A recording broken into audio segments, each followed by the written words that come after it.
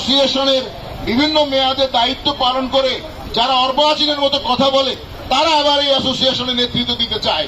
সুতরাং সাধু সাবধান, আমাদের বিরুদ্ধে তারা মিথ্যাচার করছে এবং মিথ্যাচারই তাদের একমাত্র পুঁজি। আগামী নির্বাচনে তাদের তিনটা পুঁজি, একটা হলো অনাকাঙ্ক্ষিত জায়গায় ধরে তোষামত করা।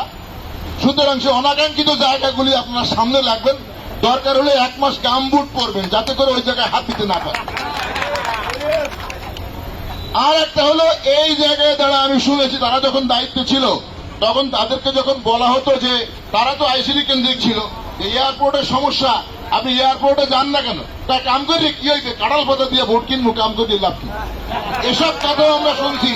সুতরাং আমি বিশেষভাবে অনুরোধ করবো, করজোড়ে আপনাদেরকে ছাগল বানিয়েছে যারা, আপনার কাঁঠাল পাতা ভুগি এই বক্তব্য যারা দিয়েছে তাদেরকে আর কখনো আপনারা ভোট দিবেন না। যে জায়গায় ধরুক, আপনাদের যে জায়গায় ধরুক। এমনও শুনেছি যাকে ধরছে তারে ধরবার পরে পিছলায় যাওয়ার পরে তার অন্য লোকে ধরতেছে আরো ঘনিষ্ঠ জনের।